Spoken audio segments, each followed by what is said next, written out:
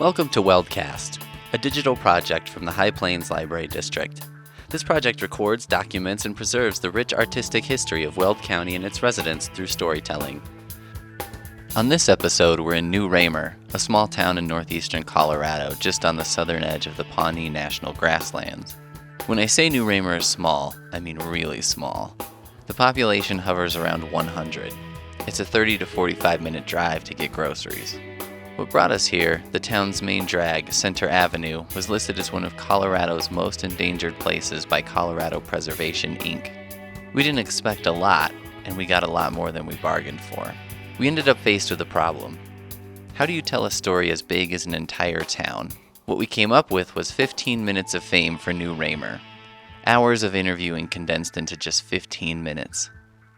Everyone deserves their 15 minutes, so here's New Raymer's. Over the next 15 minutes, you'll hear brief interview snippets with Virgil, Wayne, the Cooglers, and Dell, all of which took place in New Raymer, Colorado.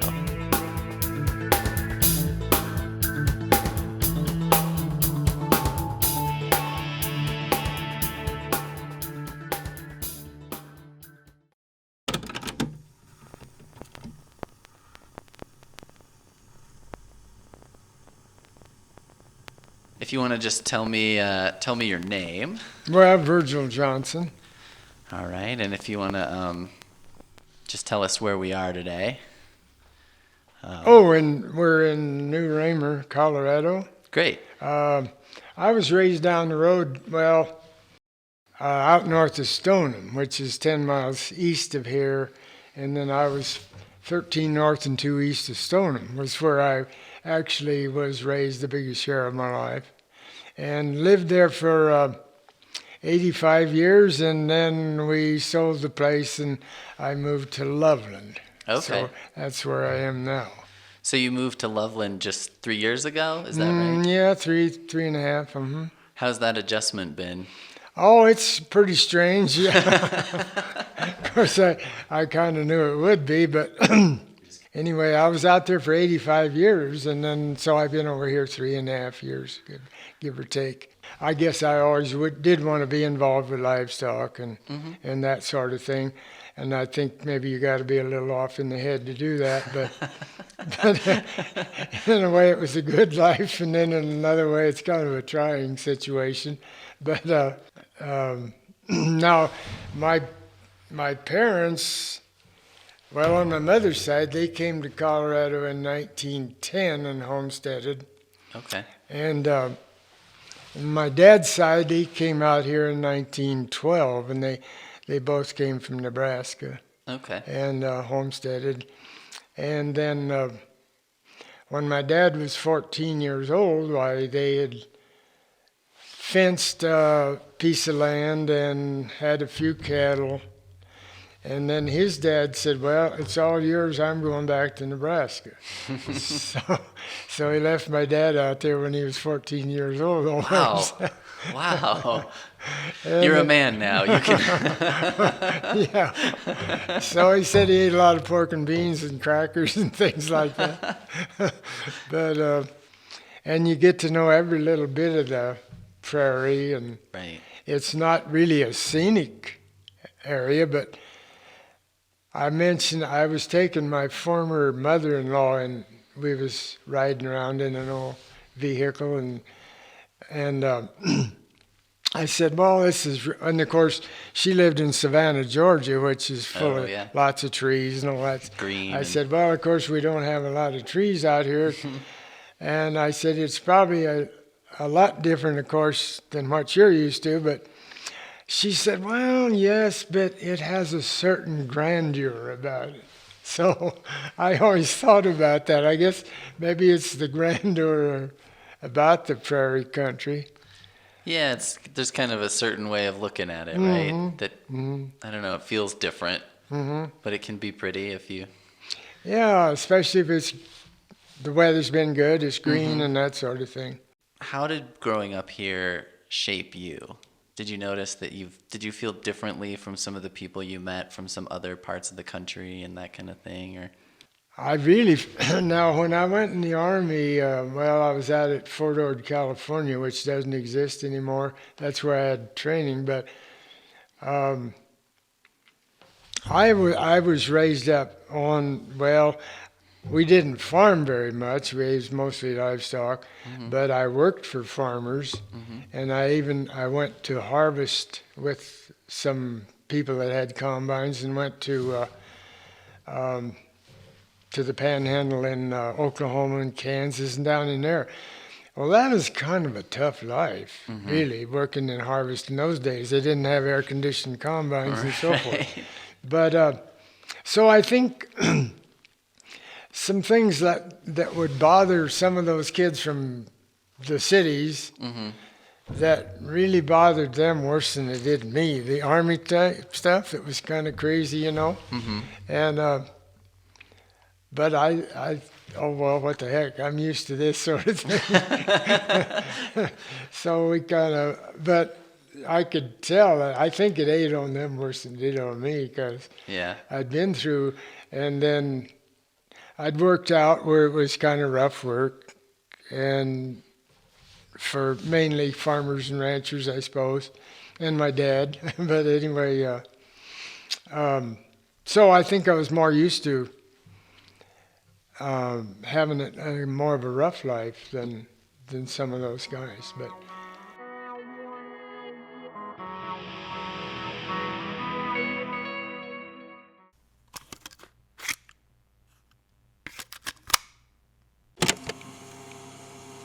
So if you want to go ahead and start and just say your name into the microphone for me. And Wayne Gregory.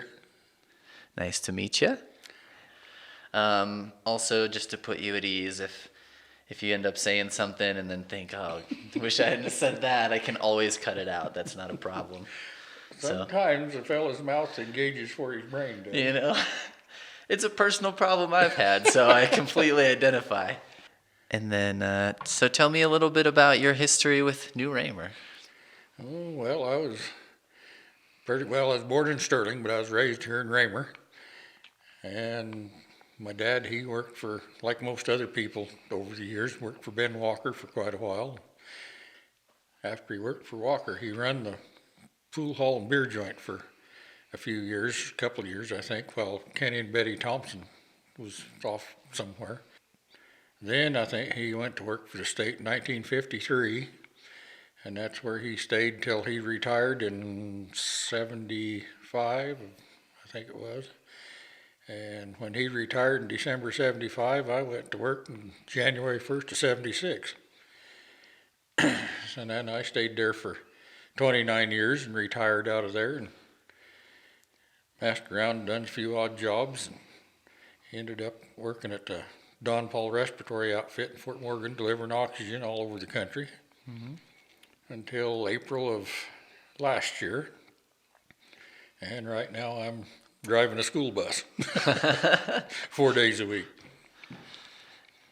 And how's that been, driving the school bus? Is that There's an advantage to being hard hearing. it's the perfect job for somebody who's got that? Yeah.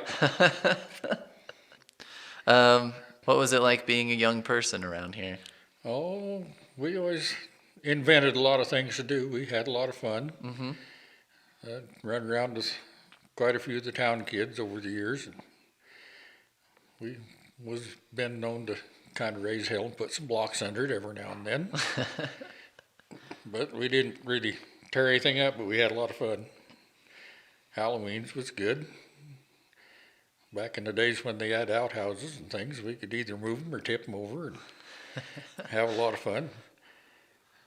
But it was kind of interesting back then. We worked harder on Halloween than we did any other time of the year, I think.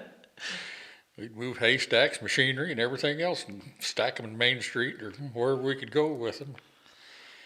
But it was fun. Nobody hollered too bad. Yeah. Part of the time it even got us out of school so we could take some of the stuff back, so that was a good part. But people around here must have thought, if only we could harness that energy to... Well, I'm sure there's some of them thought a little different than that, too. Yeah. So what is it about growing up here, and what about it is the area keeps people here? And I've heard some stories of people go away for school and they end up coming back or that kind of thing. Yeah, it's always been a good place to grow up and live as far as that goes. We're a small town. We don't have much trouble around here. And everything's pretty quiet, biggest share of the time. It's still a good place. Not as many as there used to be. There's not so many of us old locals around anymore that there used to be, but still some of the kids or grandkids are around the country. And we tell a few stories once in a while, and some they need to hear and some they don't. Yeah, it's a lot easier when a bunch of us are kind of gathered up. Oh, yeah, I remember this or that. And, oh, I forgot about that. And, yeah, remember when we did that? No, don't tell anybody. All right. So we're recording oral history right now, and it's, thinking about this recording has the potential to be around 50, even 100 years from now. So what's something you'd like people way in the future to know about you or about New Raymer or about anything, really? I'm pretty sure there's a few of them who'd like to forget what I was doing years ago.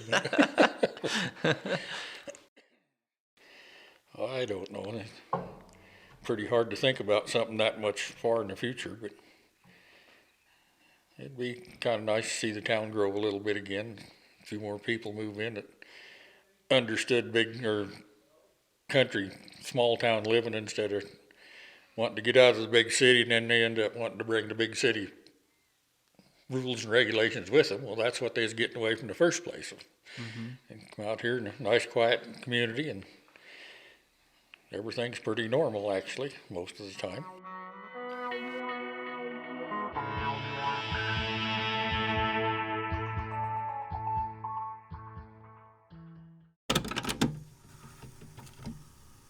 And then if you just want to both start with just tell me your names and.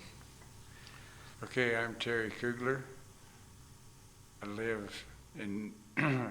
I was born and raised right out a mile south, mile east, and mile south on a farm, and I reside now on Road 140, Weld County Road 141. All right. Okay, and I'm Nancy Coogler, and I'm a teacher. I'm a retired full-time, and I'm an adjunct at Northeastern Junior College. So I taught out here at Prairie for many years and then went into Sterling. And why don't you tell them about how long you've been farming and ranching?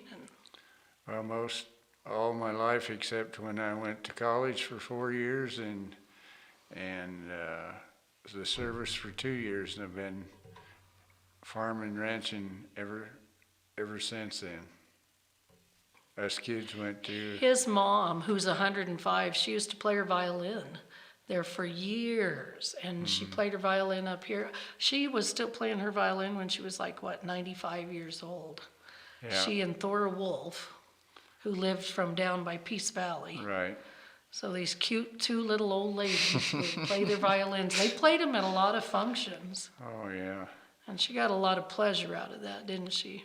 Yeah, until she froze her fingers when she locked herself out of the house one night.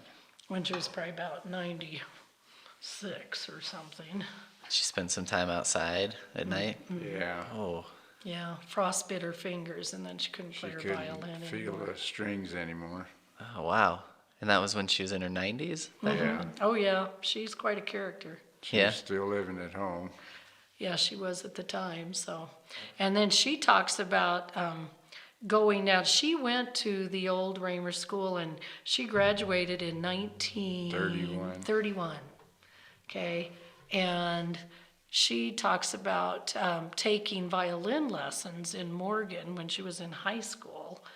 So that was a pretty big deal for her to get to take violin lessons. Anyway, the school buses at that time, they just had long benches on instead of seats, and they had curtains instead of glass.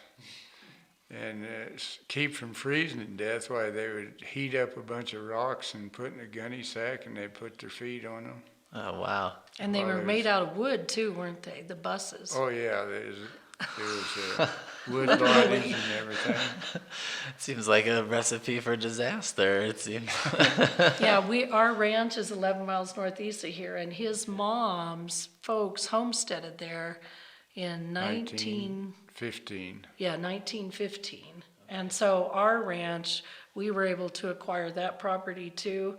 And so we celebrated a centennial ranch 2 years ago. Okay. Yeah. And anyway, his mom, she talked about taking that old school bus and going up that pasture, that one just like straight up out of there, and Yeah. craziness. And Grandpa, he went and drove the bus, and they always parked it on the hill there, and if it didn't start time he got to the bottom of the hill, they didn't go to school. So every once in a while, you'd have your fingers crossed. Maybe you don't have to go to school today, huh?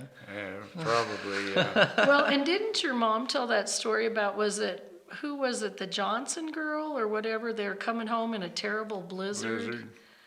And it was a neighbor girl to where they lived there. Well, she lived On our place. on our place, yeah, and it's about 2 miles across the Pawnee Creek. Pawnee Creek there. And anyway, it was a snowstorm, wasn't it? Mm-hmm. And then she always rode her horse up there to catch the bus. And going back home that night, she couldn't see, so she turned the horse loose, and he took her home. Oh, wow.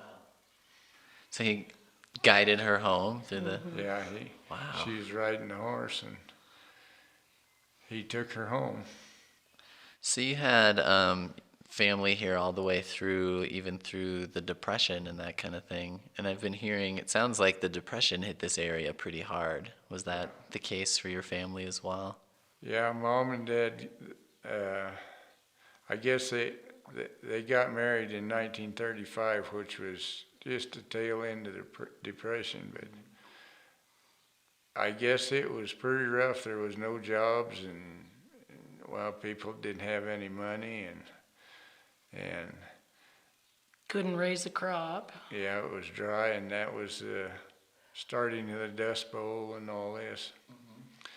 Dad, he came out from Nebraska in 1925 to stay. He came out, I think, like in 1921, but to farm, but then he would always go back to Nebraska where he came from and pick corn and work all winter to get enough money to come back out here and farm. And Mom's folks, they homesteaded out here in 1915, so they were out here. Yep. And her folks, the Duckers, Grandma and Grandpa Ducker, right, they were already out here.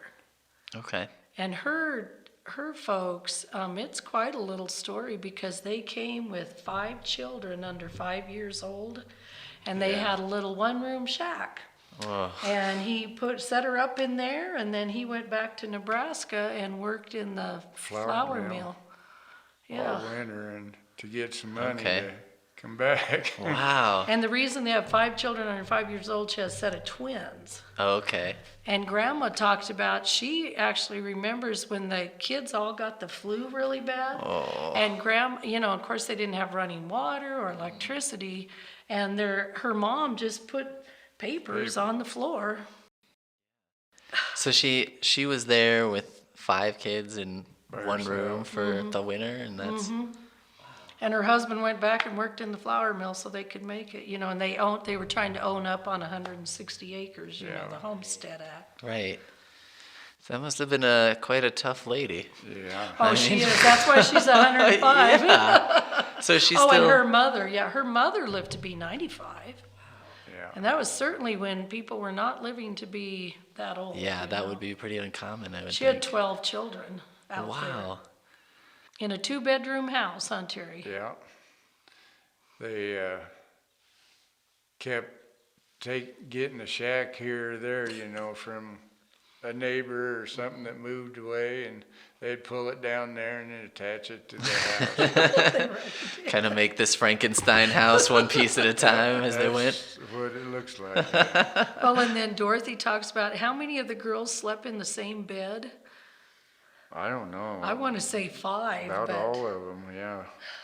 And she said they had one doll, and she wasn't trying to, sound maudlin or anything. Sure. But she said they did. They had one doll, and they had to share it. Right. Wow. But, and then Grandpa took in kind of like stray kids what was the story on that with the... Yeah, one kid, Joe Myers, he was a neighbor kid and he wanted some work, so he asked Grandpa for a job, and Grandpa said, well, yeah, he'd put him on, and he said, we'll pay you what you're worth. Joe said, oh no, he said, I'm not working that way.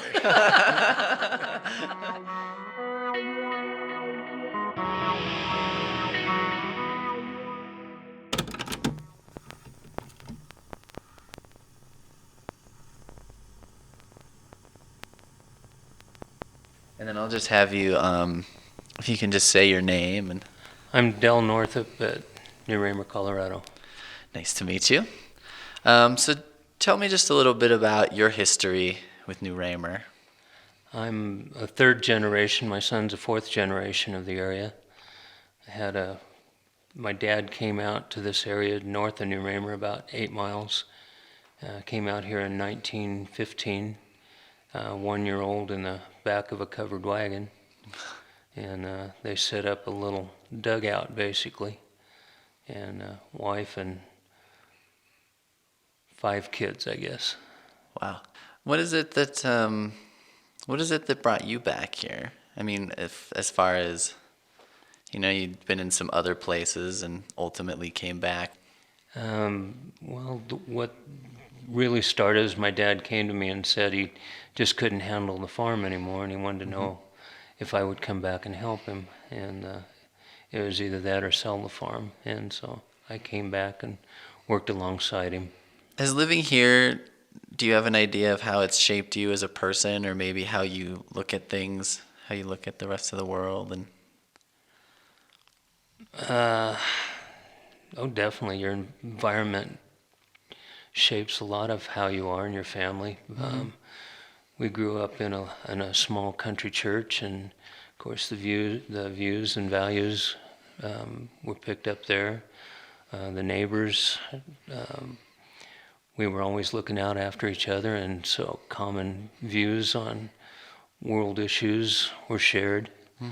Even though politics divided, the socialization brought them back together. My dad was a staunch Democrat, and Ruth's dad was a staunch Republican, and Dad and he were best of friends. But that doesn't mean that they'd always ride home after going somewhere together. If you had to think of a story that you think of like, this is kind of my New Raymer story, do you have anything in mind? Oh, I wish you could get some of the generation older than me together and have the stories told of that time frame. I appreciate that you've gotten some of them, but that we've lost a lot of that. Hopefully that my generation is passing along all of this stuff to my generation, but the one before me were pretty tight-lipped, and they were pretty self-sufficient people, and there was nothing about themselves, but they always tended to look at a bigger picture rather than just themselves. As far as a story, growing up, there was a lot of antics that were pulled by some of the high school kids around here that we just didn't get to do when we were in high school. But they, I'd like to really know who put the cow on top of the old bank building, and who put the pig in the music room. Also, somebody threw an M80 down the church stovepipe when they were having a prayer service, and I'd like to know who did that for sure. But there was a lot of speculation, but we didn't know for sure. But there's a lot of things that are getting lost, even like, I never thought of it in this way, but some friends from college came out to visit me, and they said, "We didn't know you lived by a ghost town." Well, I've never really thought of it in that manner, but the buildings are unoccupied, and I know everybody that lives in town. But they traveled for, I think, 400 miles in California, going up and looking through the different ghost towns in California, and they told me they could have started here.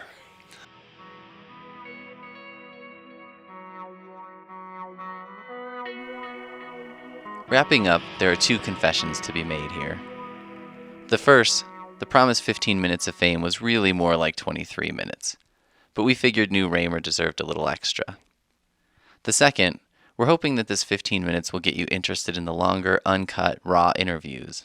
If we succeeded, get in touch with us through the High Plains Library District website at www.mylibrary.us.